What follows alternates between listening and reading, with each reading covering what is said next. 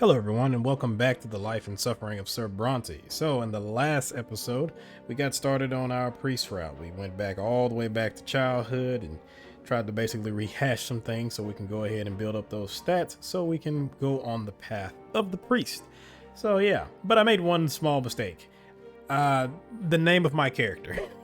So, the name of my character is Cassius, and I was informed by one of my subscribers that is actually the name of one of the characters in the game. I thought it was. I mean, I felt like I had heard that name before. It sounds like a pompous ass name you would hear in this game. So yeah, I will go ahead and change that.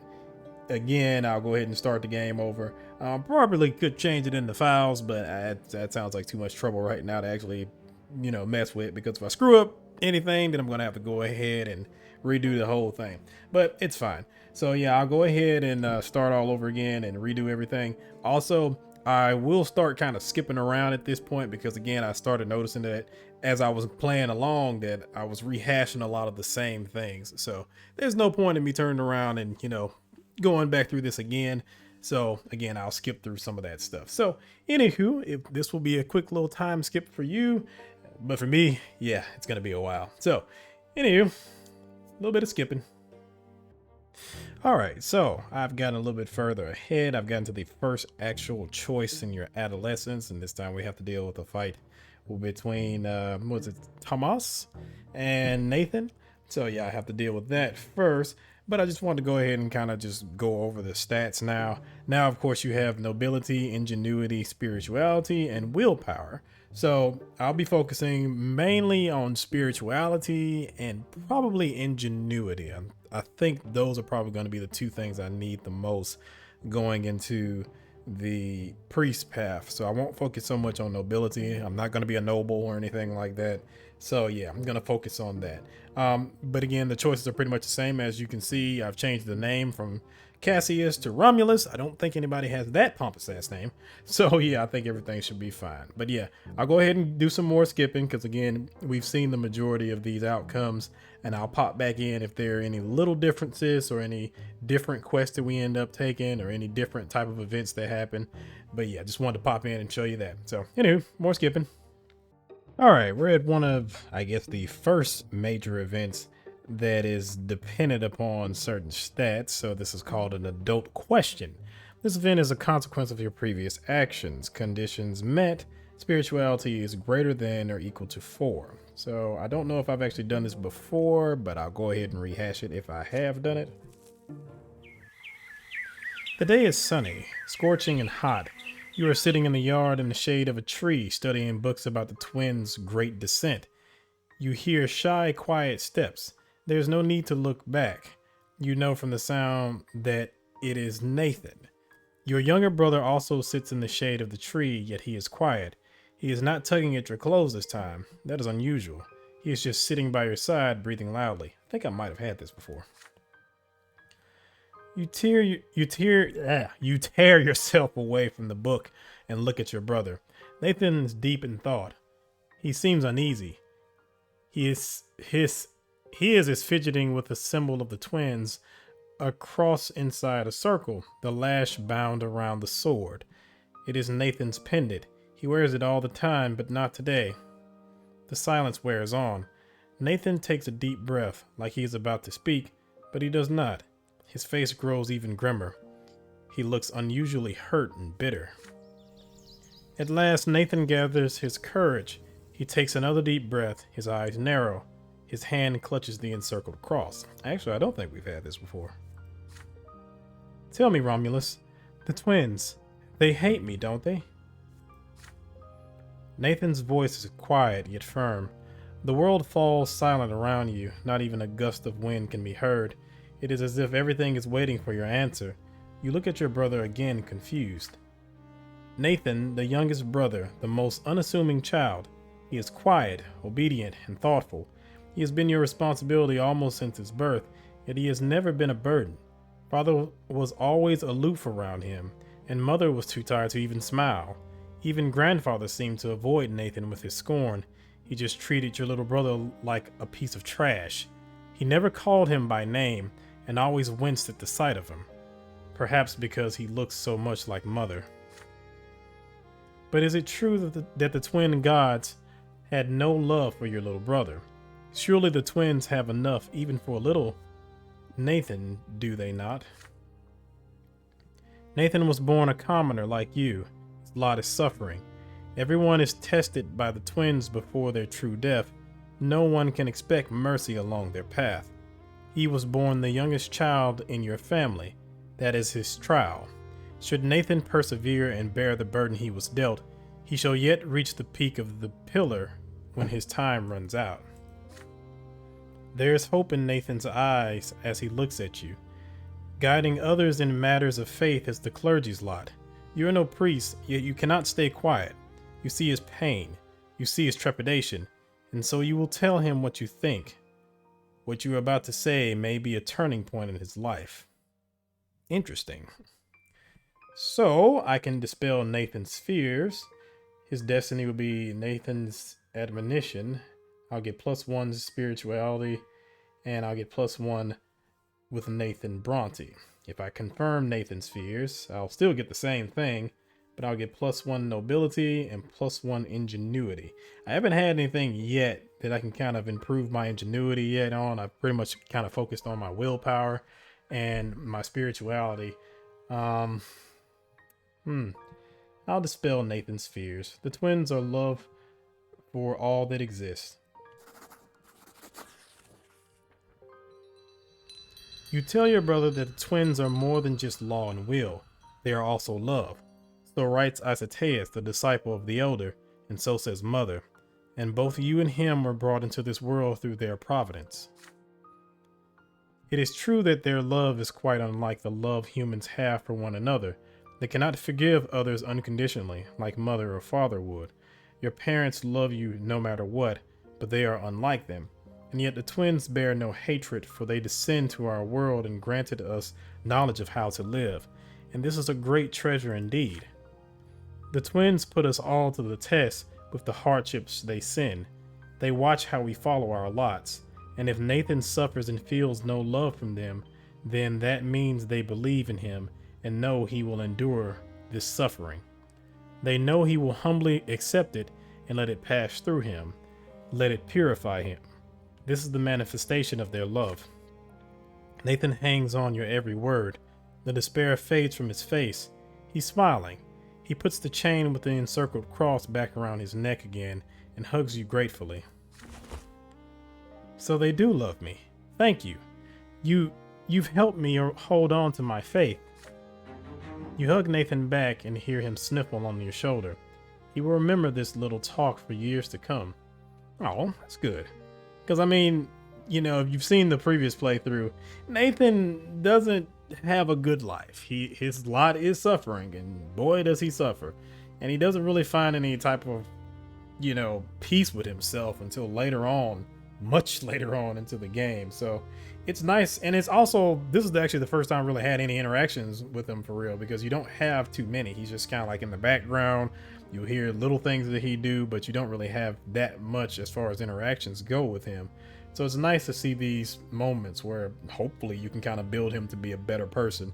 So that's nice. Also, I like the thing about the gods too, because it puts me in the mind of, I think it's N.K. Jemisin who wrote it, the 100,000 Kingdoms, how those gods are. They're kind of bound to their particular will, because if you ever read the 100,000 Kingdoms, there is, what's the name? There are 3 gods. There's a Tempest, there's Nahadoth, and there's another one. But those 2 gods, Nahadoth is chaos, and a Tempest is order. And you see a lot of interactions with those 2 gods in the book, but they're bound by what they are. Nahadoth is chaos, so he always does chaotic things, and he can't help himself. That's just who he is. And it's the same way with a Tempest. A Tempest demands order, and he just can't help himself. It's to his detriment.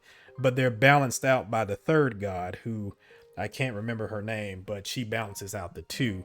And I think they're all related, or so on and so forth. But this is kind of how the twins are. The twins are kind of balanced out. You have the one twin who's all about order and sternness and judgment, But then you also have the other one that's about love and forgiveness and so on and so forth. That's who they are. So, anywho, I just thought that was interesting. So, on to the next one. And literally 2 seconds later, we're on to the silver tree. Your theology teachers tell you more about Anazet. It is more than just a provincial capital. It is also a sacred place blessed by the gods. It is where the twin gods' first disciples spilled their blood, and from that blood grew the sacred silver tree. Its enormous foliage hangs over the city. You see its branches in the sky every day, but you've never approached the trunk of the tree yourself. Today, you will be taking your first trip to the silver tree. Your class is visiting a service in the great temple by the tree's very roots.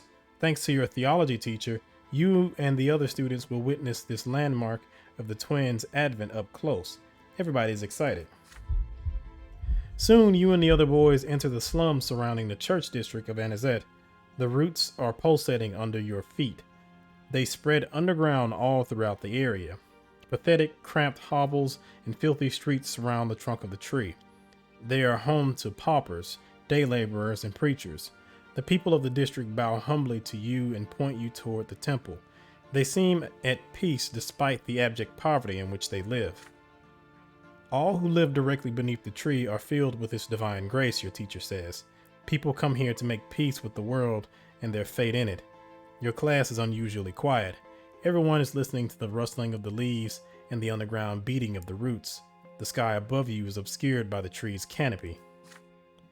You find the temple of the twin gods right next to the tremendous trunk of the tree. It almost seems a part of it. There's a crowd there, pilgrims dressed in traveling clothes, paupers and beggars, common people of the city, and the occasional well-dressed noble. There are arguments among some people who are gathered in separate small groups. Many people are wandering around, staring upward at the tree's branches. The tree impresses you with its might and the calm emanating from it. You are filled with a desire to sit down and think of the world, to learn something about yourself, to touch the silver white bark, and to hearken to the whispering leaves. You are distracted enough to fall back from the rest of your classmates. You notice a small path. It should take you right next to the trunk. A tall, red-haired woman walks out of the crowd of pilgrims. She is wearing a worn white robe. She is no longer young, but her face is youthful and covered in freckles. Her hands clutch a book. You've never seen this lady pilgrim before, yet she looks at you almost as if she has recognized a lifelong friend. She beckons to you and says her name, Matilda, a preacher from Astynia. What she says next shakes you to your very core. It is commendable to see a young man so keen to learn the teaching of the twins, she says, yet you will never follow the light of truth within the walls of the temple. Inside you will find only the lies about the lots, the erring words of Prophet Isoteus sanctified by the passage of centuries. Yet anyone who sets out to read the accounts of the twins' own lives knows that they never so much as mention the lots. The red-haired preacher's words frighten you. They clash with everything you've heard from Mother, everything you've been taught at school. The lots are a lie? You freeze in fear. Should you argue with Matilda or ask her for more information? Or should you treat her as a madwoman and catch up with your classmates? You suddenly feel a small, warm hand grasp your own. You see a girl right next to you. She is just a little older than you, wearing a black dress, threadbare yet almost spotless. Her hair is covered by a handkerchief, with only a single golden lock showing. Her brown eyes are burning with rage, her hand pulling you away from the red-haired preacher. You stare in confusion at the strange young girl, your cheeks flushed by the sudden touch. There is just a bit of color on her cheeks too, but then she starts speaking to you quickly. Don't listen to her. She's dangerous. Come to the temple with me. Only there will you see the truth. Ah, Jean.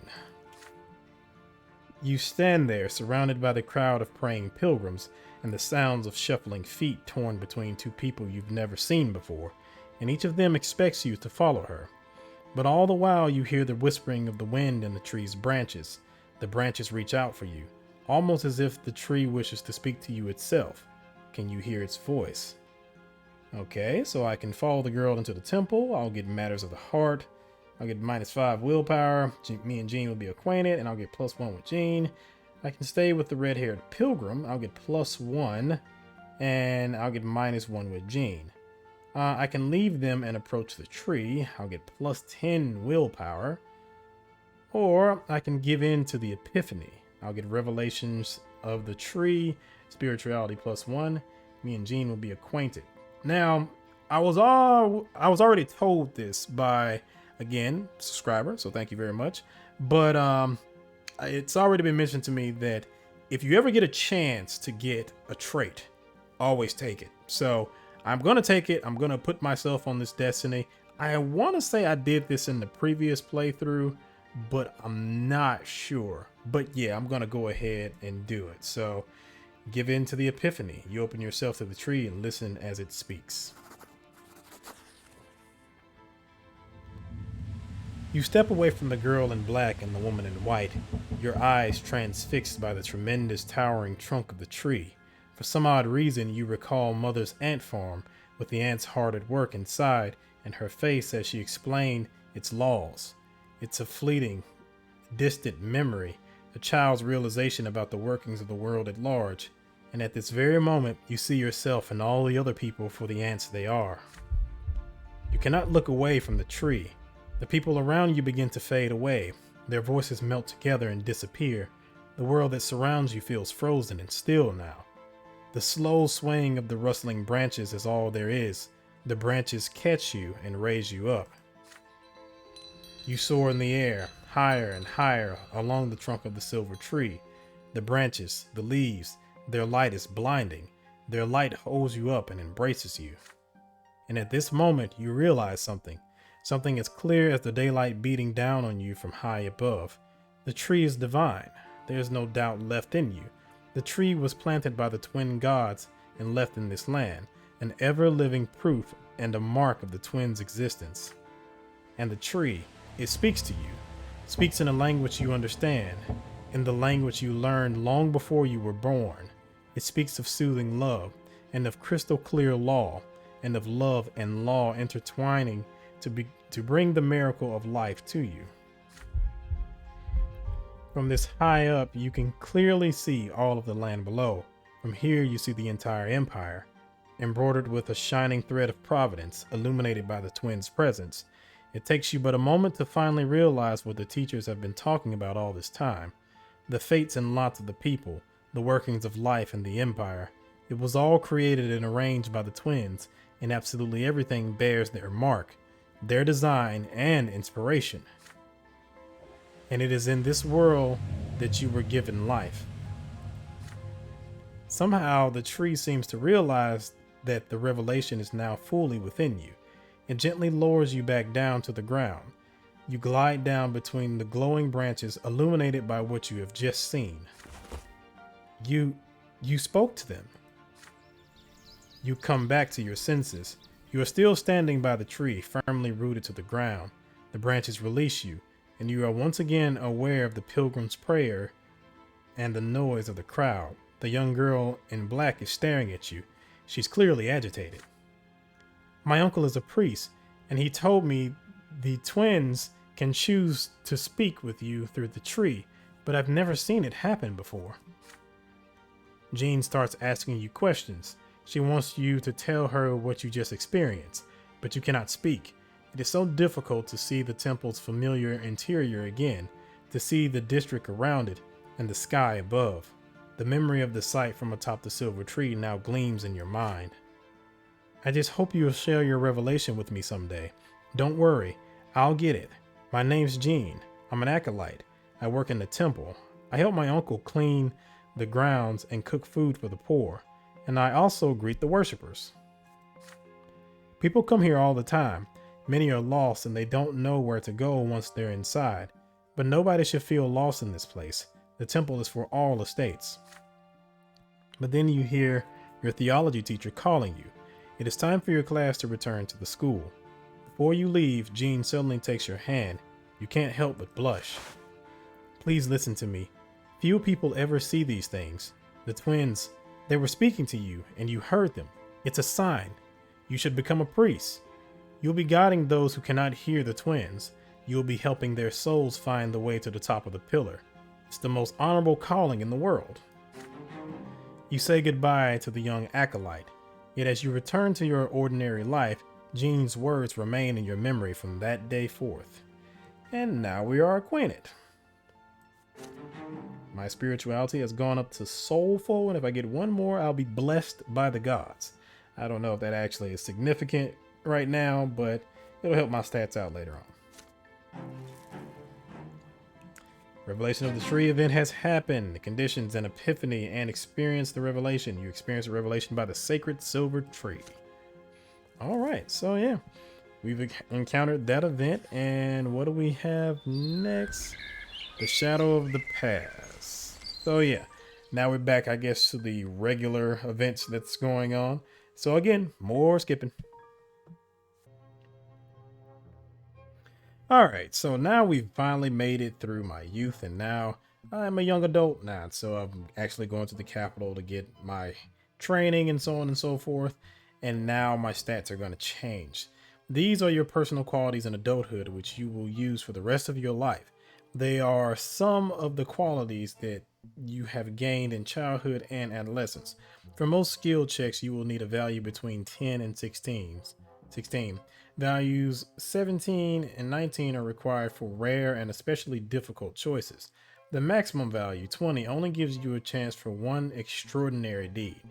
So I don't think that was a thing before. I don't remember that in the original game. Maybe it was, but yeah, I don't remember that warning there. So I actually do like the fact that that's been put in there. Maybe it was always there, but I do like the fact that that's been put in there, and it does kind of give you this warning like, hey, there's only one time you're going to use a 20 stat check, which is pretty much at the end.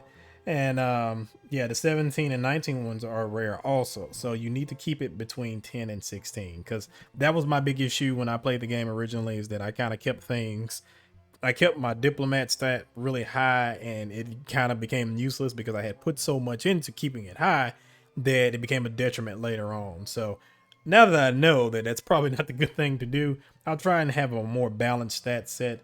But yeah.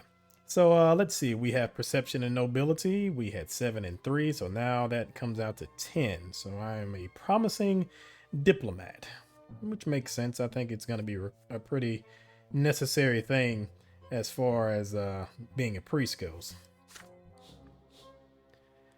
I am also quite canny. I don't think I was actually canny the last time around. I think I was still naive when I was an adult in the last playthrough, so that's always nice.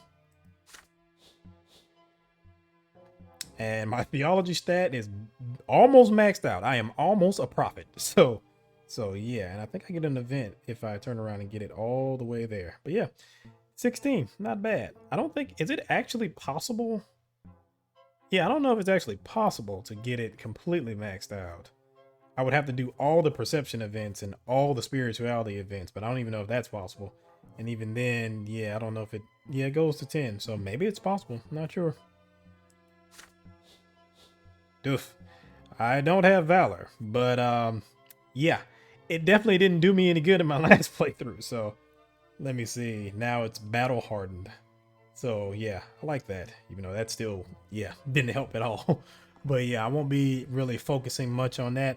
I don't know if there are any events actually when you are doing the priest route that really require you to fight. I'm sure there are, but I'm pretty sure it's going to require you more to do more talking as opposed to more fighting. Okay, my scheming is inexperience, but I don't know if, again, this is most important to the conspirator. So yeah, I don't think this is really going to help me out that much. Let me see. This is most important to the judge. This is true. Of course, this is most important to the inquisitor. And this is also most important to the conspirator. And this is also most important to the judge. I don't remember how many times I actually used that though, so meh. Okay, this is also most important to the inquisitor. So yeah, I probably should have got more determination, but again, you can only do so much when you're young. But still, I have clear speech. So yeah, and I'm in within that 10 to 16 range, which I was kind of warned about. I would like to kind of get it to 13. If I could get both of the stats to 13, both this and theology, well, I'm already ridiculously high in that. But yeah, if I can get this to 13, I think I would be okay for most events. All right, and we'll continue forward. So once again, I'll keep on skipping and we'll get to the next theological event. I won't actually cover any of the rest of them, so. All right, so again, a quick little pop in. So now that I've arrived at the capital, my first event is, of course, the arrival on the capital. This time I'm actually going to follow the worshippers. So let's see how this kind of plays out. You follow the worshippers and barely make it into the overcrowded Great Temple of the Twins. Even this enormous hall of stone is not enough to fit so many people. The commoners' half is absolutely packed. There are no free seats left at all. The crowd is buzzing in anticipation. You hear reverent whisperers. The preacher for today's evening service is Father Ulrich, one of the leaders of the punitive branch of the church. A man dressed in a long black cassock and wearing a silver cross appears on the raised platform by the altar. He bears a rolled scroll on his side, held tight by his silver seal. You try your best to see his face, chiseled features, sunken cheeks, bald head. Father Ulrich looks at the crowd with his steely eyes, and the hall falls silent. All right. Ye who live in Eterna, I see before me the faces of true believers. We are not united before the twins, yet in our faith in them, we are united. The twins are the guiding light in the darkness of our life. The twins are the only incontrovertible truth of this world. So says Isoteus in his first book. The twins are law and will and love. But the will is above all. From this will came law, and love too was born from the will. The twins had the will to bring us those three gifts, and so the great Archnean Empire came to be. The twins had the will to lead us, and so we are no longer lost in the darkness, now guided by true faith. The twins brought their teachings to us when the empire was founded, and so they created the very foundations of our lives, the knowledge of the lots, and of the hereafter, and of the path we must follow in life. This is their legacy, and their gift to us. So heed these words. You who are righteous and live by your lot, you shall be brought to the peak of the shining pillar for an eternity of bliss. But you who live in defiance of your lot, you shall endure eternal suffering at the foot of the pillar. Every soul will face the stern gaze of the twins upon their true death and answer for every misdeed. There is no escape from this judgment. So heed my will, for it is the will of the twins. Follow your lot in life and follow the words of Isoteus, and then you shall reach the peak of the pillar, awaited by our gods. You have heard these words many times, in the temple, in your theology lessons from Mother, and in the pages of the books. But Father Ulrich's speech reaches far, far deeper. It seeps into the very hidden depths of your soul, breaking, binding you to the will of these words. There's no resisting this will. Father Ulrich is right. There is no task more crucial than living by your lot so you may face the judgment of the twins in the hereafter. All doubt you had before your visit to the temple is gone. You feel joy at each word spoken by Father Ulrich. The truth was revealed to you all along, yet you allowed it inside you only now. You know the twins are always watching over you, always guiding, always protecting, always judging. The sermon ends in the small hours of the night. The sky is tinted by the pink shade of the coming sunrise, and the shining pillar standing tall against the heavens. You return to your lodging, preparing all your things for the coming day, and drift off to sleep free of any fear or doubt. Jesus. So this religion is going to be kind of rough. Also, I think it was mentioned a couple times in my previous playthrough, Ulrich is who a lot of people wanted me to follow path-wise. Huh. Interesting. So I was thinking he might not be that bad, but yeah, he seems kind of rough. He seems a little rough around the edges, but then again, this whole world seems a little rough around the edges. But I mean, who knows? We'll see how it goes. Anywho, more skipping. All right, so now it seems like we're getting closer towards the end of this, and we actually have to choose our lots. So, the 3 lots. There are only a few days left until the Imperial College entrance exam. history, law, theology. You spend all day reading and rereading the books you brought with you, staying at the Library of Eterna for hours, sometimes until it closes. As the day of the exam approaches, your hands start shaking more and more, and finally the day comes. A clear sky hangs over Eterna today. The breeze is warm. You dress in your best outfit, a gray jacket and velvet culotte trousers. You comb your hair carefully and polish your boots until they shine. You leave the lodging house and head for the Imperial College. Your legs grow heavier with each step. Your anxiety at the fact your fate will be decided today is virtually tearing you apart. The college is a majestic building that looks not unlike a castle. In the square in front of it, you can already see several dozen people, young men, sons of the nobles of the mantles like you, waiting for the college doors to open. Time slows to a crawl. At last the doors open. A stately man dressed in a professor's mantle appears at the entrance. He is the dean of the college. The students-to-be fall silent as the dean gets ready to deliver his welcoming speech. But the silence is interrupted by heavy footsteps and clanking armor. A squadron of the warriors emerge near the college, led by Archnean officers. Their banner bears an image of golden grains, the noble militia of Mania province. What are they doing here? The nobles of Mania form a circle around the college, each warrior moving quietly and precisely until a chain is formed. One of the Archnean is clad in an old-fashioned suit of armor. He is the leader of the militia. He locks the bar on the massive doors of the college into place, then proceeds to the stairs to address the crowd loudly. Commoners, before you stands Egerius of the Monroe dynasty, Archduke of Mania. By my will, the college is hereby closed, and today's entrance exam is cancelled. Your lowly origins make you unfit for the great honor of rendering service to the Empire, a right that ought to be available only to the hereditary nobles of the sword.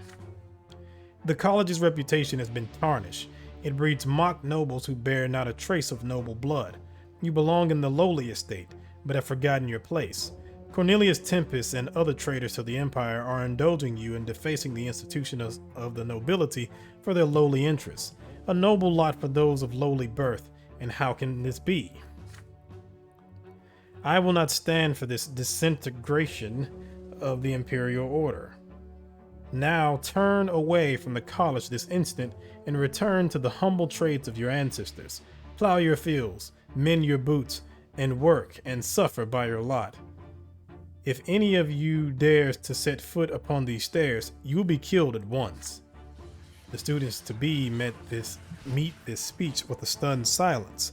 The crowd in the square is growing, however. News of the Mania noble militia and the college's closing spreads through the streets like wildfire. More humans join the crowd. College students, commoners, officials who worked hard to be ennobled. Unrest grows around you. You hear people calling to rush Archduke Monroe's forces to take control of the college and defend your right to become noble. The Emperor himself gave us this right. We have to fight for it. This is a decisive moment for all of you. The old gentry has challenged you. Will you accept this challenge? In the face of this shameful, illegal act by the Archduke's forces, you may prove that all of you deserve the noble lot. You will need to break through the cordon, get inside the college, and take control of it. The nobles will never dare hurt you if your presence is strong enough. If you are ready to risk it all and fight for your right to the nobility, you will have to lead the charge. People keep coming to the square in the meantime, including students and teachers from the Divine Seminary. The lot of the clergy is to guide others to the right path. Sorry about that, I just wanted to make sure that my recording was still working, so it came at an unfortunate time. The lot of the clergy is to guide others to the right path. When the estates clash, the priests are bound to intervene. The seminary teachers instruct their students to form a line between the noble militia and the outraged crowd. The priests begin telling the warrior nobles and the righteous commoners to return to the preordained divine order, lest they provoke the wrath of the gods. The wrath of the gods. As the priests utter these words, the crowd around you disappears. A vision appears before your eyes. The empire is ablaze. You see burning lands steeped with pain and despair everywhere. You look, rivers overflowing to extinguish the burning world. You can tell that soil scorched by such fire will never bear fruit again. The gods' given vision demands to be heard, demands to be prophesied to the world, but only a priest may speak to the twins and for the twins. Will you keep it inside, or will you step onto the path the twins have revealed to you? Somebody shoves you in the back, and you snap out of the vision. You turn around to see a small but decisive troop of commoners moving quickly through the crowd. They are led by Sophia. As soon as she sees you, she signals to them to stop. So you here too, going to Rustic College, are you? Can't you see it already? The laws cannot be trusted. They gave you the right to study here just to throw you a bone. When the going gets tough, your masters will take it all away. It's time for you to decide. We are the Lotless, and we are not putting up with this system any longer. We will fight for a new world. Are you coming with us, or are you going to submit to them? There are students and professors locked inside the college.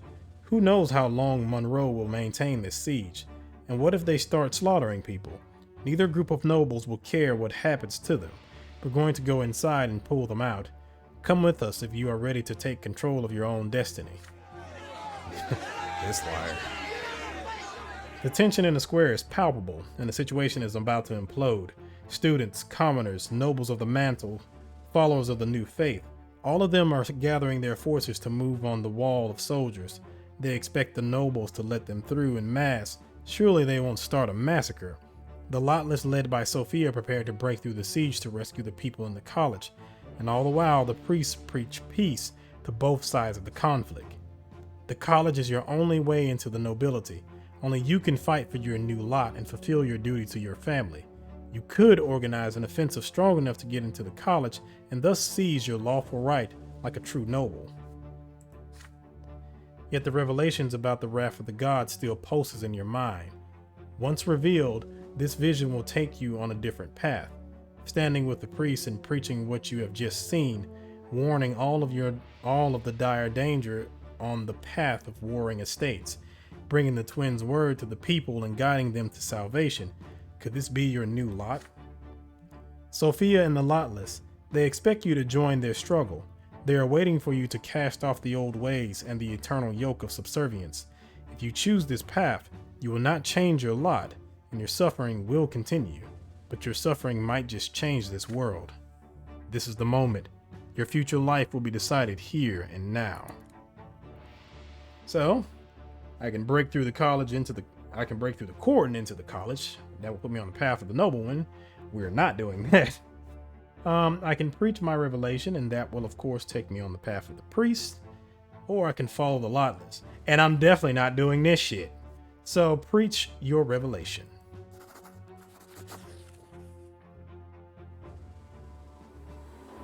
The will that guides you now is beyond your own. There's no point in resisting it. The twins speak through you now. You have to follow the will of the twins. You must. You must tell everyone how close they have brought themselves to the point of no return. You walk up to the stone stairs, raise your hands, and start speaking loudly. Through the din of the mob, the clanging of steel, and the preaching of priests, your words still reach the ears of the people. There will be a dreadful fire in the city of the silver tree. In its flames, the ancient order will be lost forever. The gods' wrath will be upon the empire, and the land shall be soaked with blood. Their judgment will come, followed by the death of all that lives. The last thing the world shall see will be the twins' faces, shedding bloody tears for their beloved creations that have gone astray. Such is the world's fate, yet it is not too late to change it. As you utter the last words of the revelation, you grow numb and rigid as the vision leaves you. There's a crowd around you now. They heard your every word. They heard the twins speaking through you. A hooded man dressed in a black cassock appears before you. He bears the silver seal of the Inquisition. He is accompanied by 2 warriors wearing heavy armor, covered in sacred symbols. Seize this pretender. He dares to preach in defiance of his lot. They grab you by the wrist, gag you, and throw you into a dark carriage. It takes you to the Inquisition ward by the great temple of the twins. A week of silence. This is the Inquisition's punishment for laying claim to the lot of the clergy. You are locked in a tiny cell, a small room normally fit for prayers. The inhuman strength you just felt is gone. You are utterly exhausted. The next week is a blur. You lose track of day and night, of dream and vision and reality. In those visions and with your eyes you see the silver tree growing through the walls and floor and ceiling of that tiny prayer cell. Then finally, the door opens. They take you outside. You face a thin priest with a shaved head and a piercing gaze. You recall this face. He was the man who stopped Patriarch Luke's sermon. Good day to you, Brante. My name is Father Ulrich. Your penance is over, and it is a joy to see how you accepted it. Please understand, that penance was for you as a commoner, for such prophecies of warning are the lot of the clergy. But I heard your words there in the square. The twins spoke to their servants through you. You came to the college seeking education and a noble title, yes?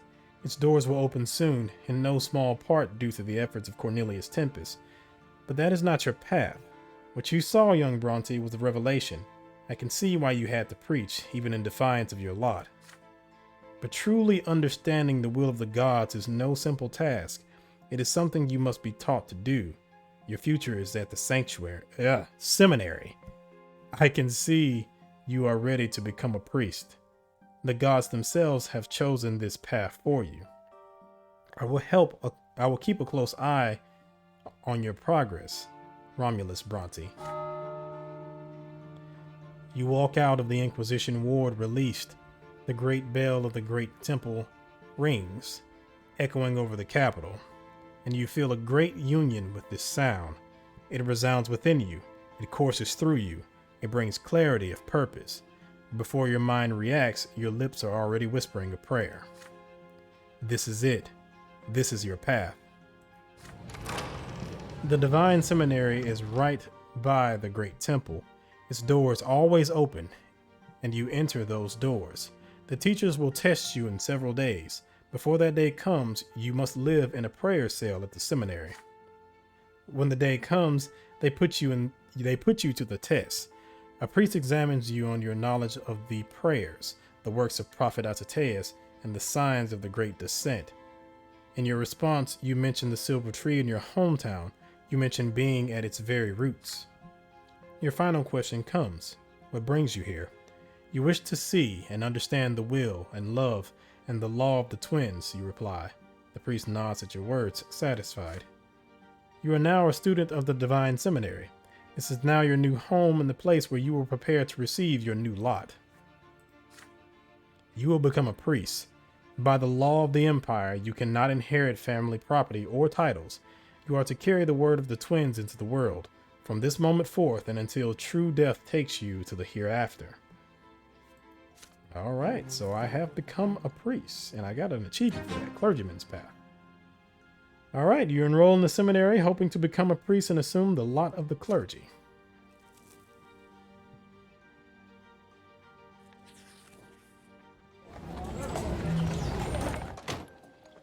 All right, I guess I'll go ahead and skip past this since this is probably going to be some normal stuff, and also I'm going to check and see if my recording is actually working. It's been going in and out on my screen, but it's still showing as recording. So give me 1 second.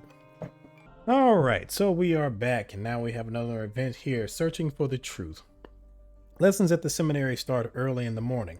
Before the lessons come 2 prayers, one privately in your room, then a communal prayer in the refectory. The morning bell eases you from sleep in the morning. You adjust to the new routine more easily than you would have expected. The seminary students are quite numerous. You have counted more than 30 young adults studying with you. There are both boys and girls, but the girls already cover their hair and keep everyone at a distance. Most of the time, the boys and girls study separately, unless a lesson is of particular importance. The classroom is vast, and the boys and the girls sit separately, watching the aged, unassuming teacher with rapt attention. His name is Father Jeremiah Hagg. He writes a word in large letters on the blackboard, Isoteus. It is the name you know well. Isoteus was the disciple of the twins, the elders' favorite. He wrote the 2 books that lay down the teachings of the twins. The first book tells of how the twins are will and law and love. The second book tells of the lots and how each of the three estates is granted its own lot. For the entire first semester, you will study only these two books, for they are the foundations of the faith. Father Jeremiah gives a passionate lecture about Isoteus and describes his life. His words are filled with reverence. After all, Isoteus surely was second to none when it comes to understanding their divine providence. After a dozen days in the seminary as a student, you hear a rumor. Luke, the patriarch of Archnia, is about to come here, and the teachers are preparing themselves. Father Jeremiah informs you of the patriarch's arrival a few days later. It is tradition that every year the patriarch of the capital province personally teaches a class for the first year students of the seminary in Eterna. The lesson in question will be held in 3 days. We teachers are aware that many students are too preoccupied with their current studies to attend this lecture, but I assure you, should you not attend this lesson, it will not affect you in any way. The students exchange wary glances. Skipping class is normally grounds for harsh punishment. This uncharacteristic mercy is only a few words away from saying you ought to skip the lecture. Your curiosity is piqued. What is making the seminary teachers treat the patriarch's lesson like this? Perhaps you should hear what he has to say and see for yourself. You decide to attend the lecture. The day comes. The lecture hall is half empty. There are several teachers in the hall as well, keenly eyeing every student who has chosen to attend this class. A few minutes behind schedule, Patriarch Luke arrives. You recognize his broad shoulders and thick brown beard right away. His eyebrows are thick too, and brown. Half squinting eyes gaze out from under them. He greets the students with a smile and begins. The air in the seminary is so inspiring. There was a time when I too studied the teachings of the twins within these walls. My mind was overflowing with questions, but I found answers to only a few of them.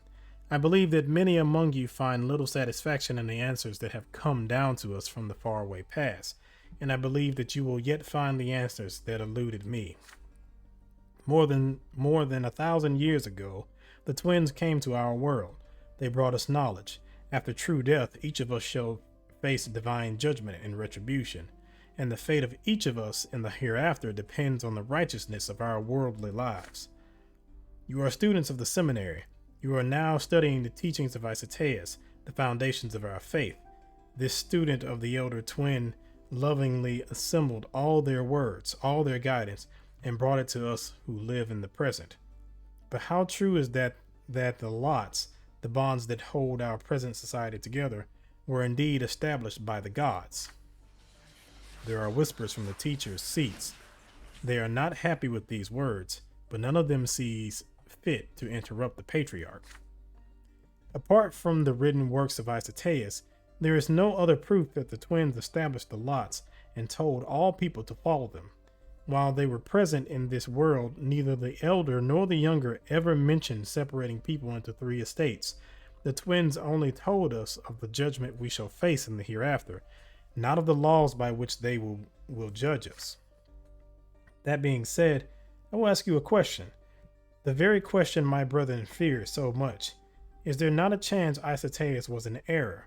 For no mortal man is free of error. And is there not a chance we all are in error by repeating his words?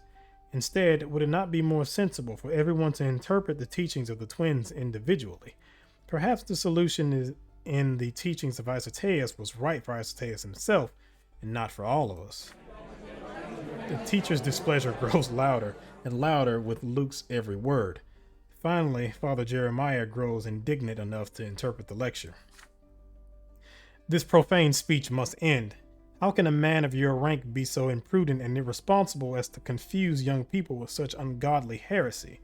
You will find that no soul in this very hall will ever doubt the truth as is written in the sacred books. To this, Patriarch Luke smiles again. I am a mortal man, like Saint Isoteus, so I may be in error as well. If this is indeed so, and no student of the seminary shares my concern enough to dedicate a paper to the questions I have asked, then I will curtail my dangerous speech so as to not confuse these bright young souls. But if perchance you are the ones in error, If one of these bright young souls does in fact share my concerns, then my lectures on my outlook on Isoteus and his writings will continue. The patriarch leaves. For a time, the teachers converse in low voices. Then Father Jeremiah casts a watchful eye over the students and rises. It is natural for young people such as you to face the eternal truths with doubt, and the words you have heard may have sown themselves among those youthful doubts. But listen to what I am about to say. There is no place for such impiety in the life of a true priest. Heed my words, all of you, and consider the danger well before you allow such dangerous thoughts into the temple of your mind. There can be no doubt that the patriarch of Archnia could never call the true faith into question. However, youth such as you, who are only beginning their service to the twins, may easily be led astray by such ideas. So be mindful of your thoughts and doubts and weed out any impiety, for the path of heresy can lead only to the eternal suffering. You return to the monastic cell in which you live. The books of Isoteus are right there on the shelf. You open the second book and run over the words about the lots. These words are the truth of truths. You learned them by heart when you were very young. How could anyone ever doubt them? Yet you cannot deny that there is at least one truth in Patriarch Luke's word, and this truth is gnawing at your mind. Isoteus was indeed a mortal man, and as a mortal, he could have been in error. He could have gotten it all wrong. Jesus, I'm butchering this. These thoughts filled your mind with doubt. Okay, so I can reject the doubt and strengthen my belief, shield of the old faith. I can support Patriarch Luke and have shield of the new faith. Or I can seek comfort in prayer, which will give me 10 willpower. Again, having traits is very powerful. So, since again I was told that I should probably do Father Ulrich's route, I actually will do it. But also I'm gonna do it too because I feel like the patriarch is being a little liberal with his interpretations there. Like I think that's I could understand questioning certain things, but at the same time I'm like the religion in this game is pretty cut and dry. So it doesn't really leave much room for interpretation, and for you to interpret it just kind of, it's not so much of an interpretation, it's more of just to say like you shouldn't believe this, pure and simple. So yeah, you're going a little far there, with your religion at the very least. It's one thing kind of like how we have religion today where you can you can interpret things a little differently because of the teachings and what it may have meant during that time, so on and so forth. But yeah, the thing with the lots is it's there, like it's right there. So I mean, I guess you could say, well, the book could be complete bullshit, but at the same time, so, but yeah, I'm gonna go ahead and do the shield of the old faith. So it does seem like it would be pretty interesting. And yeah, like I said, I'm not too sure about the patriarch there. Again, a little liberal there, but with those words. But yeah, we'll see how it goes.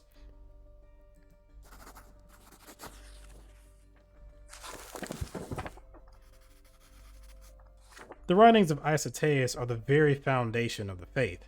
The lots are the twins' will, a timeless constant throughout the ages. There can be no error. There is no place for sinful doubt when it comes to this. Soon the day ends and the next day begins. Before you know it, another week passes. You immerse yourself in learning the work and functions of a priest.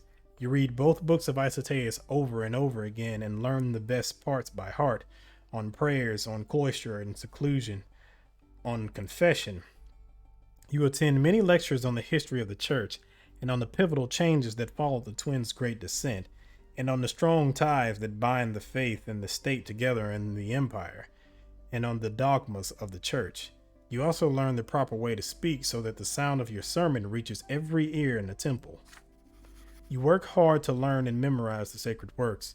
Soon you start learning how to properly cite them in order to back up your own judgments. There is an answer to every question in the works of Isoteus. You just need to know how to find it. The teachers praise you now. Father Jeremiah is elated by your knowledge of Isoteus' writings. By the end of the semester, nobody even remembers Patriarch Luke's visit. Father Jeremiah does mention his words in passing at the very end of the semester when everyone hands in their research papers. He nods in approval as he thumbs through a stack of paper sheets covered in handwriting. Very good. It is fair to say that no student of the seminary went so far astray as to defend the impious notions of heresy. And truth be told, I'm happy to know I was right about you.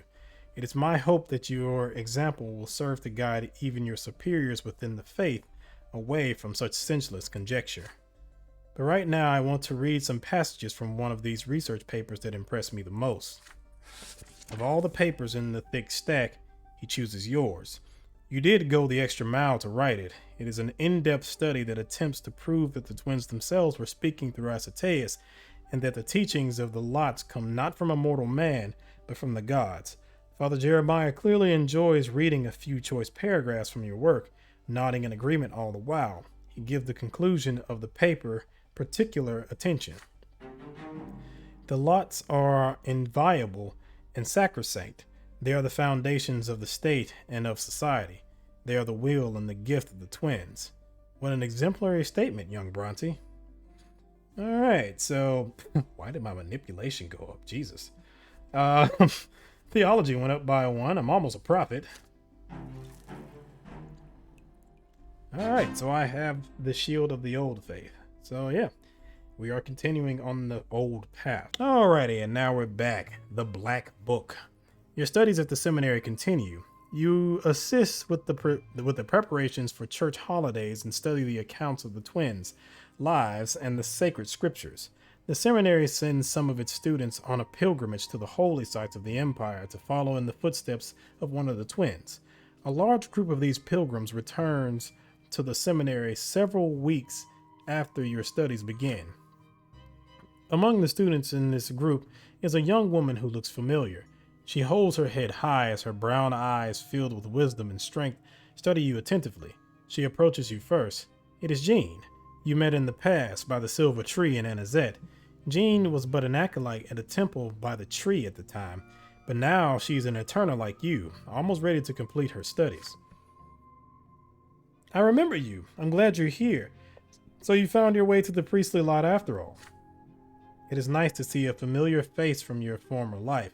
You start spending more time with Jean, praying and reading the sacred scriptures together. Most of the time you discuss theology, but the more you learn about each other, the more you start discussing your lives before the seminary. You tell her how mother prepared you to serve the twins ever since you were a child, from daily prayers to following your lot in everything. As for me, I don't know who my parents are. I grew up in the orphanage by the temple. Studying at the seminary has been my goal since as long as I can remember. The priests were kind to me, and now it is my sacred duty to serve the twins.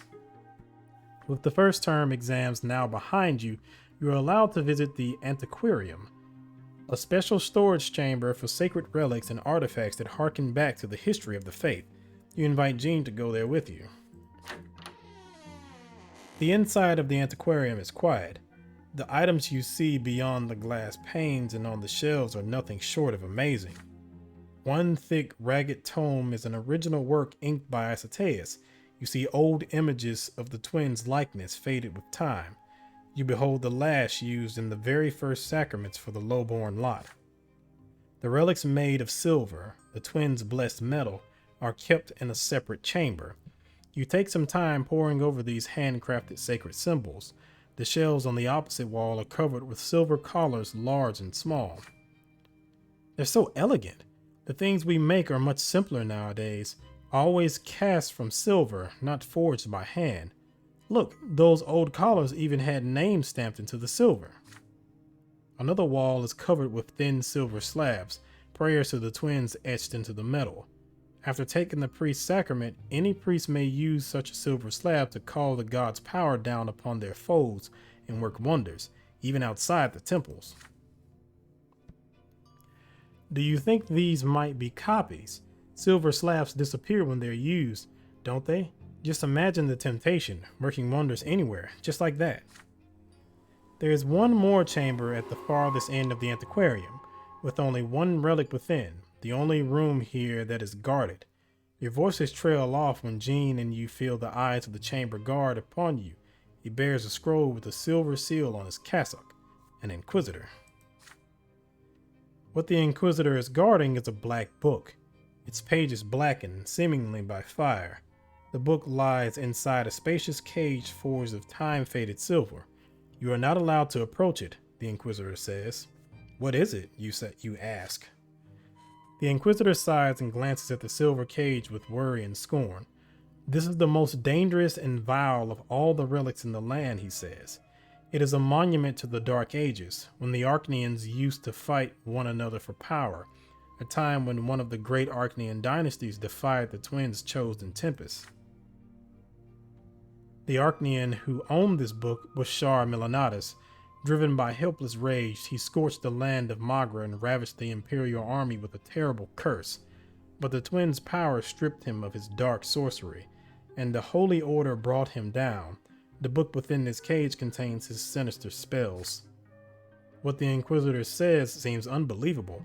The book you have read says that all of the Milanatus relics were destroyed. He explains, however. Apparently, the book was utterly impossible to immolate. Even with the god's divine aid, the countless raging pyres it was subjected to could only blacken the pages with ash, but not destroy them. The dark magic remains within the book, preserving its blasphemous sorcery. But the book alone was not enough.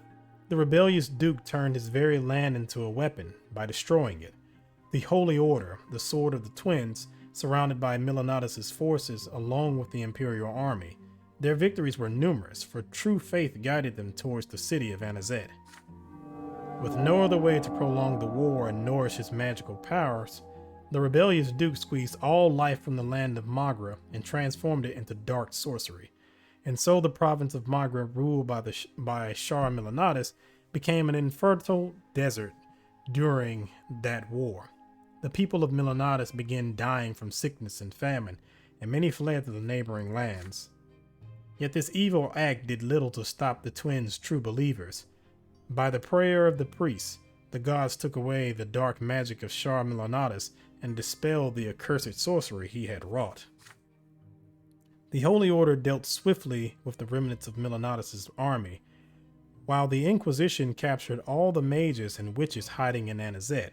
Shar Milanatus himself was executed as an oathbreaker possessed by heresy who had destroyed the fertile lands of Magra, starved thousands of his subjects to death. Jesus.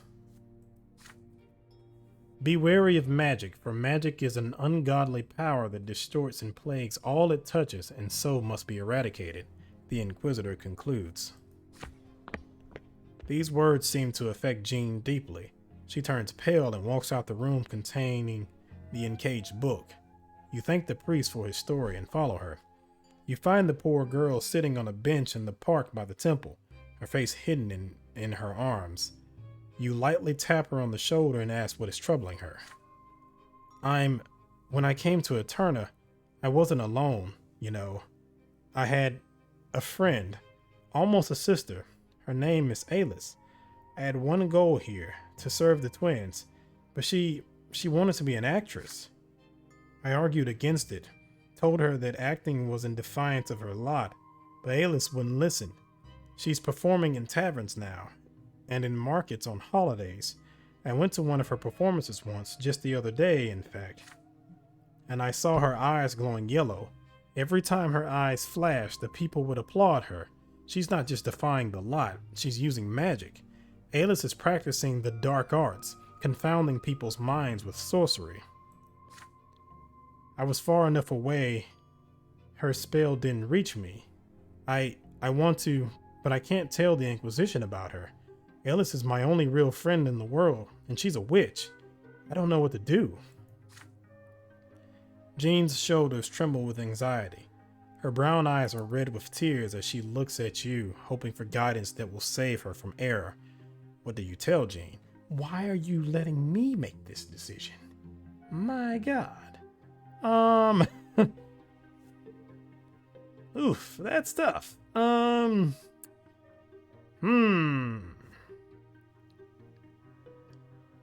So I can tell no one about Alice. I'll get Alice rescue. Scheming +1. Jean is steadfast in her faith, and Alice will have joined a troop. Or I can inform the Inquisition. I'll get valor +1. Jean will be zealous, and Alice will die. Interesting. Oof. I don't know actually in this case. Jean is kind of scary when she's zealous. So, interesting.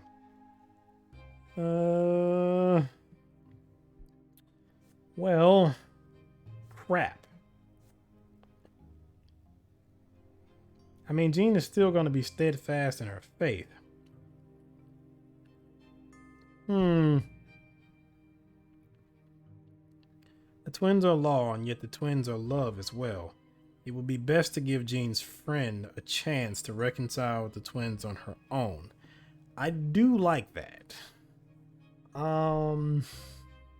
Yeah, I think I'm gonna choose that one. I'm gonna tell no one about Alice.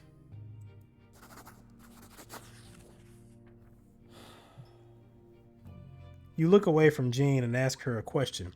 Does she feel any evil in Alice's heart? Would she ever use that power to harm others? Jean shakes her head. No, Alice would never do that. But what will she face in the hereafter? How will she be judged? If this is true, you say, then there is no need for the Inquisition. Why do you say that? Because your friend is no Shara Milanatis, you say. She's not killing the land. She's not defying the gods' chosen order. She's not starving thousands. And she will never harm others. If Alice remains free, she will have a choice to willingly reject her accursed power and accept the lot she was dealt. But if the Inquisition finds her, she will be stripped of her lot and turned into a limp mockery of a human bound in a silver collar. She will never find her way to the twins in the House of Humility. How dare you say such a thing? This is heresy. The twins abhor all magic. The twins gave people the lots, you say, and they gave them the will to live their lives. The younger shall meet us all in the hereafter, and every decision shall be judged. The mages have their own burden to bear, their own trial to overcome, and that trial is their power. They must overcome it, or fail and face punishment at the foot of the pillar. Jean leaps to her feet, anger burning in her tearful eyes. And what if the Inquisition finds her? They'll burn her at the stake, and then what? Before that happens, Jean should talk to her friend and explain her situation, you say. Jean must take care of her and teach her how to hide her power. The best way for a witch to stay alive would be to flee Eterna and join a traveling troupe. Jean thanks you. Her voice rings with calm confidence. She sees that firm faith does not mean zealous dogmatism. You realize she has had to break the law for the sake of love. The twins are law, yet the twins are also love. Alright, she's steadfast in her faith. A young acolyte from Anazet, alright. I don't know what that means, but it means she's not scary at the very least. Alright. Jane thanks you. Her voice rings with calm confidence now. Oh, okay, that's the same thing. She joined a troop, and I'm inexperienced as far as scheming goes. So yeah, the scheming part pretty much useless to me. Let me see. You saved the enigmatic singer known as the Golden Voice from an untimely death. And from what I remember from the last game, I don't think we encounter her ever again. So I don't know how much of a use that is, but all right, sure, whatever, man.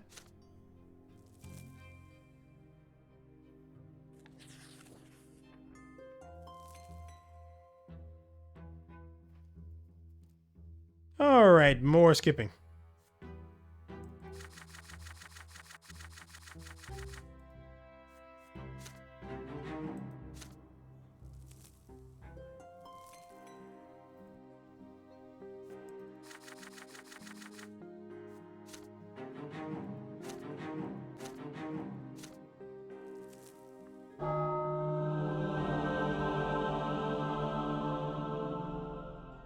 All right, now we're at matters of faith. The months fly by now. Every day at the seminary is filled with study and work.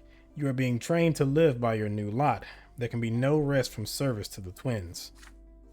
You are well acquainted with your instructors now, and with each passing day, you come closer to being their equal. Every month, you and your class learn more about the sacred scriptures and the life and the routine of the church, and how to guide others to live by their lots. You learn about the founding of the church and the three councils at which the twins' first disciples first established the dogmas of the faith. When the first council met, they pronounced that the twins' faith would be the only faith throughout the empire for all eternity, and that the Tempest dynasty would rule the land by their will, for they were chosen by the gods. The first council also condemned all magic within the empire other than the wonders sent down by the twins themselves. The Inquisition was created to enforce the order established by the twins and cleanse all heresy and sorcery from hearts and minds and bodies. Mages and witches were offered two choices. They could either accept the collar and reject their powers, or perish in the ritual of purifying flame. When the Second Council met, the Holy Order was founded. It became the mighty sword wielded by the church against its enemies. Nobles who sought to serve the twins with their arms formed the ranks of this order. When the Third Council met, the two books of the prophet Isoteus and the accounts of the twins' own lives were deemed the sacred scriptures of the faith. It was then pronounced that no more councils would ever be convened so that the foundations of the faith could never be warped. The main dogmas of the faith are the same for everyone. However, the seminary students prepare for the lot that lies ahead in different ways. Some of them study the scriptures, spending hours at the temple every day, attending every sermon and mastering the art of preaching. Jean often appears among their ranks. These preachers ardently follow the age-old tradition and dogmas, doing everything just as it was done hundreds of years ago. Others, you call them supplicants, rarely attend sermons but spend plenty of time in prayer rooms and temples and by the altars. You know, these supplicants are seeking the twins within themselves and looking for them in the signs and revelations they experience. There are still others who are never seen during sermons or in prayer rooms. You only see them during lessons, and when a lesson is over, they cross the gate of the seminary and disappear into the city, often waking you up when they return in the small hours of the night. The secret society, you call these students, who are clearly united by a shared mystery. There are only a handful of them. When they meet, they sit at the same table and speak in hushed whispers, falling silent if anyone tries to approach them. You have not joined any of these groups yourself, for now you spend your days and nights in study. Today is yet another ordinary day at the seminary. You sit in the common room reading a book when Jean approaches you. Why are you always alone with your books? You should learn from your elders and attend sermons if you hope to walk the path of a priest. We can go to the next sermon together if you wish. You promise to consider her offer. As priests, you will be bound by the lot to the will of the twins, not the will of your instructors. Still, the will of the twins is a mystery, and their revelations are ever involute. Come to think of it, learning from senior priests and studying their habits might be the best way to understand your lot. Lost in thought, you look at the enigmatic handful of students sitting in the faraway corner of the hall. What mysteries are they hiding? What path have they chosen to walk? You need to decide what to do next. One way or another, Jean is right. Your books will never do your preaching for you. Okay, I can join the preachers. That'll give me +1 with Jean. I can search for the divine within myself. That'll give me +10 willpower. Or I can infiltrate the secret society. Grow closer to the animated group of seminary students, hoping to learn their secrets. I don't know about this. Doesn't look like I have the stats for this, honestly. And of course, the only thing I needed was my willpower being greater than or equal to 0. It's at 15 right now. I feel like they're just like Inquisition students. Like they're just in the makings to be the Inquisition. I I mean, becoming a preacher, I already have a ridiculously high theology stat. So the 20 isn't going to do me much good. Having said that, I mean, this isn't going to do me much good either. It gives me more diplomacy. But like scheming isn't necessary and I lose willpower. And I feel like I'm gonna have to deal with Gene all throughout this. So, but I just also kind of feel like it's a waste to maximize my theology right now. So, I guess I'll infiltrate the secret society and see what they're up to. Sermons and prayers are something you already know. Right now, you would rather learn something else, something new. For several days in a row, you attempt to take a seat near the enigmatic seminary students. They eye you with suspicion and avoid you every time. When you realize that this approach is not working, you try to ingratiate yourself with the member who seems most eager to talk. You inquire about their secret meetings and promise to keep what he tells you a secret. He tells you nothing, but he does say that he will consult with the other members of the society. Several days later, one of the enigmatic students nonchalantly invites you to take a walk with him and the others. You nod. You are strongly warned that everything that happens there must remain a secret. You swear not to tell a soul. You are going to a sermon. One of the students whisper in your ear as you walk the streets of Eterna, but he adds with a crafty smile, "You have never heard a sermon like this before. It will turn the vision of the twins upside down." In the end, curiosity gets the better of your doubts. The students lead you to the basement of a lavishly decorated house. Shit. Wait a minute. Is this the secret society that I turned around and got rid of in the last game? Oh shit. There are at least 50 more people in the basement hall, many of them dressed in the latest fashion. You can even see college students among the crowd. They are all waiting for someone. Finally, a stout man with a bald spot walks up to the pulpit. He is wearing a cassock, but you notice that he is not wearing the twin cross. He seems good-natured enough. His plain face is lit up by a serene smile. Didn't I arrest you one time, Father Mark? I did. Or something like that. I know when I was a judge I encountered him or whatever. Greetings, brethren. It warms my heart to see new faces here. My name is Father Mark, and I say to you, reject the twins. Cast them aside. Oh, shit. For a moment there is silence. You look at Brother Mark in terror, then at the seminary students who brought you here, then back at him again.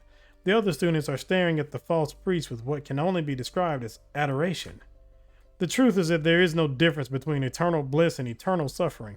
We will be deprived of our will in the hereafter, deprived of our very selves, immersed within the will of the twins. There will be no we in the hereafter. Our existence and our freedom exist only in the here and now. We exist only so long as we live in this world. If we resign ourselves to the lots, if we resign our lives to the will of the twins, we willingly deprive ourselves of our one chance to live, even in the short time we are allotted. We can only be our true selves and live our lives to the fullest if we reject the gods and cast away the burden of the lots. Life is short, and so we must strive to do everything before it ends. There will be no desire after the gods judge us, nor will there be any way to fulfill them in the hereafter, for we will have no will of our own. Our will exists only now, so focus on worldly life, my brethren. Reject the divine law and write your own law here in this world. Father Mark's speech is long, very, very long, and his mellow expression never changes. This man is a heretic, yet everybody admires him so much. After some time, you start thinking there might be a kernel of truth in what he is saying. It's not. Every person lives their life bound by their lot, by tradition, by duty, by honor. Your entire life is predetermined whether you like it or not, and an opportunity to cast off this burden and seek a different way feels fascinating, even thrilling. No, it doesn't. Father Mark is a splendid orator. His words are simple and powerful, and none of them ever fall on deaf ears. You cannot help but feel respect for this man, even if you cannot accept what he is saying. You keep thinking about his outlandish sermon after you return to the seminary. The sermon was like a breath of fresh air. It gives you a glimpse of the very freedom Father Mark was talking about. I should have went with Jane. You broke the rules. You stayed from the choice they wanted you to make. You sought other answers, sought something unlike the common knowledge truths, and you liked it. Tonight you felt alive. You felt emotion. You were outraged. You were enchanted. You were part of this world, and the world gave you the strength to keep on living. Oh boy. Yeah, I should have went with Jane. Definitely should have went with Jane. This was a mistake. All right, more skipping. And we're back. A criminal relationship. Spring is in full bloom. The city of Eterna is a sea of flowering trees. The apple trees are particularly prevalent. You see them growing everywhere in the seminary yard alone. How nice it would be to sit here with a good book, enjoying the apple blossoms and getting lost in important thoughts. But there is no time for that. A recent incident has the entire seminary on edge. One of the senior seminary students has been accused of having a relationship with a witch. The Inquisition has been watching the girl for a long time. When the lovers met and the girl put a floral wreath on the student's head, the Inquisition spies saw it all. The lovers were immediately arrested. You hear about it from Jean. She looks very anxious when she comes to you to discuss the news. Are you going to watch the trial? They're only allowing priests and seminary students to attend it. We have to be there. It's an important case. We could learn so much from seeing the Holy Tribunal in action. You agree to go with her. After all, the case is highly unusual indeed. Junius Diamant, one of the leaders of the new faith, has stepped forth to defend the student and the girl. You've already met the other leader of the new faith, Luke, Patriarch of Archnia, but Patriarch Junius holds much more authority. The seminary students speak of him in hushed voices and only when the instructors are not around. Junius Diamant is more than a patriarch of one of the provinces. He is an Archnian hailing from one of the great dynasties and the leader of the Holy Order, the Empire's finest knights in service to the Twins' Church. The prosecution will be represented by Father Ulrich. He is a powerful inquisitor and the head warden at the House of Humility, the fortress that collars all mages and subdues their will to the service of the Inquisition. You have heard of him. He is a fierce man who is ardent and merciless in service to the Twins. The day comes. The spacious courtroom is filled with people. All the seats are taken. The judges sit at a long table upon a platform. There are 10 of them, all high-ranking members of the church. To the right of them is a man in a black cassock. His head is shaved and his back is perfectly straight. This man, Father Ulrich, is a true and lawful inquisitor, will represent the prosecution.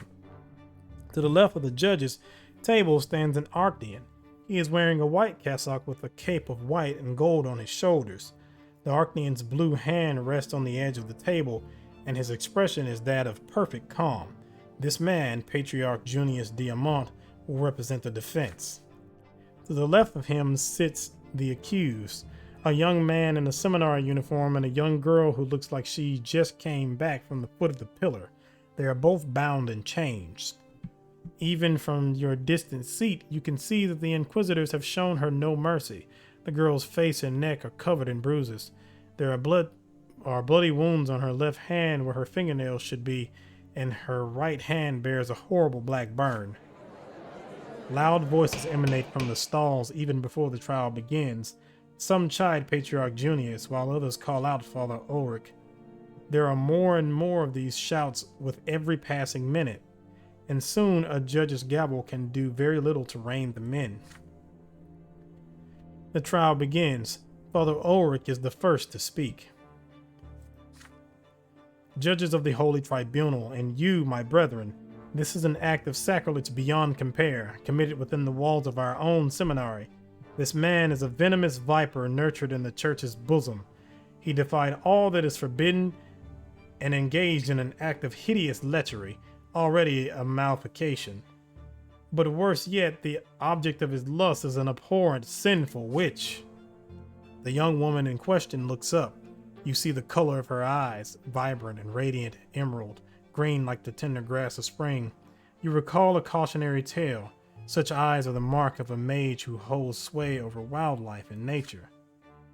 This blasphemer deserves nothing less than true death for what he had done. The walls of the church are no place for traitors and licentious filth. We who bring the will of the twins to the world may afford no weakness. As for the witch, put her in a collar and cut off her nose so that her comely appearance may never again lead a righteous man astray. With that, Father Ulrich takes his seat. The man who rises next is Patriarch Junius. He is as tall as a pillar, and you feel an inexplicable power emanating from him. He takes his stand before the judges. Even before he speaks, Jean winces in disgust. To her, an ally of the new faith deserves neither tolerance nor sympathy. He's already drenched in sin, and yet he thinks he can talk justice. Junius Diamant begins to speak. May it please the tribunal, the accusation is indeed true. The young man before us is at fault. It was his duty to convince the lady he had befriended to renounce all magic, and yet he encouraged her profane practices. But Father Ulrich's proposal is far too severe. I seek no lesser punishment for the witch. This is a matter for the Inquisition, but the young man need not be executed. His life is the subject of my debate. It was not by force that the young man now stands before us. He sought the twins entirely of his own volition, and so I plead with the Holy Tribunal to spare his life. May he instead take the vows and habit of a monk and a vow of silence, and be subject to corporal punishment, for the ways of the church are stern but fair. This young man need not lose his life in order to redeem himself. An accusation flies from the crowd. So Junius favors mages and takes them under his wing in his province. Look at the man who dares doubt our lots and reject the Orthodox faith. We won't let your kind gain ground in Eterna. This, in turn, sparks a different cry. Another voice accuses Ulrich of being drunk with the power he has acquired by enslaving those who wield magic. Patriarch Junius attempts to pacify his followers as accusations from the Inquisitor's side keep coming. Father Ulrich marks each condemnation of Junius and the new faith with an agreeable nod, his mouth a crooked smile. The crowd begins to move. Those who side with the Inquisition start pushing against the guards to exact their own brand of justice. Junius's followers do not stand still either. They rise and form a circle around the Patriarch as well as the man and woman on the trial. Accusations fly and the air above the crowd grows hot with boiling rage. People are pushing and shoving. You hear screams of panic among the cries of outrage. You and Jean find a temporary refuge on the podium rising above the human sea. The courtroom has become dangerous. You must attempt to escape now or risk being trampled. There is still time for either Patriarch Junius or Father Ulrich to say something, to calm the crowd, remind them why they are here. But they are both froze in confusion, unable to rein in the coalescing madness. Perhaps you could make your voice heard from atop the crowd, or would it be more sensible to escape the chaos of this courtroom? Okay, we can defend the seminary student. We'll get -1 with Jean. We'll get +1 valor, +1 theology. Or we can demand punishment. We'll get +1 eloquence. Or we can flee the courtroom and get +10 as far as willpower goes. It's interesting that fleeing the courtroom is the thing that turns around and makes Jean happy, as opposed to demanding punishment. But then again, I guess she's not zealous, so maybe that's the reason why. Demand punishment.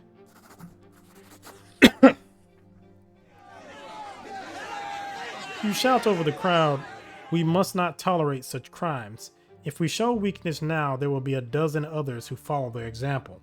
A priest must be ever strong in the faith, for a priest brings the will of the twins to the world and guides others by word and example alike, just as the twins themselves once did." Father Ulrich latches onto your words. The younger's penalty is inescapable. All must face the judgment they deserve. And we must show no mercy and no weakness, for the twins themselves are watching. Father Ulrich's righteous anger fills the courtroom and fills those who have sided with him. With a mad howl, the Inquisitors push even harder and finally reach the defendants. A hand smashes the chained young man into the table.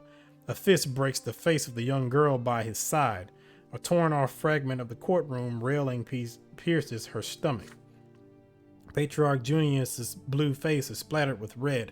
The Archnean is frozen still, paralyzed by this bloodshed.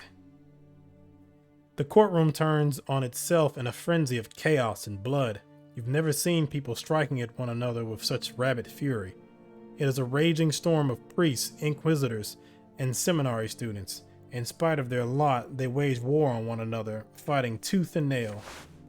Jean tugs on your arm, and you literally crawl out of the Holy Tribunal courtroom. You pass by several people from the audience just outside the doors. One of them is clutching a bloody lip. Another is cradling a twisted arm. A third, an aged man, sits on the floor and cannot stand up. Finally, after a few minutes, the sounds of fighting cease. You begin looking for survivors in the blood-stained mess of the courtroom, joined by a handful of like-minded people. The floor feels slippery beneath your feet. Disfigured bodies and moans of pain fills the courtroom. Only a dozen are alive, mangled, maimed, covered in blood, bent over as they hid in fear in the nearest cranny they could find. Patriarch Junius and Father Ulrich are nowhere to be seen. Their guards took them out of the courtroom. Most of the bodies soon dissipate into white mist, their souls to be reborn. Some, however, have met their true death, and their bodies remain. They look over the courtroom, a majestic sacramental place of justice only a handful of hours ago, now the blood-stained site of a massacre in which many true adherents of the faith lost their lives. How many lives ended that day? Are you responsible for their deaths? You leave the courtroom with Jean in tow, unable to look upon this chaos any longer. Back at the seminary, you retreat into your monastic cell and spend the night praying to erase this terrifying image from your mind. Okay, so now I have a silver tongue, so that benefited me. And what else did I get? That was it.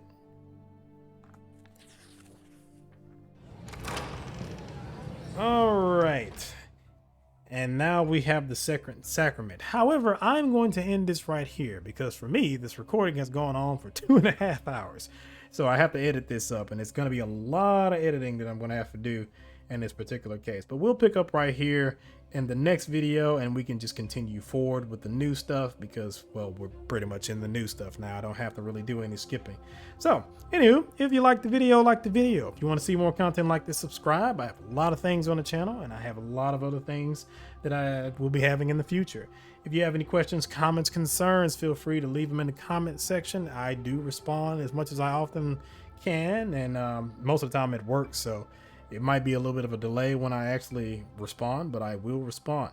Also, if you have any suggestions for narrative games, feel free to let me know. I was just notified about one that came out recently called, I think, the Black Book. It's actually been in my wish list for a couple weeks now. I just recently saw it. It was in my Steam queue that I looked through recently. But yeah, if you have any other ones, feel free to let me know because there's a lot of games that come out on various different platforms.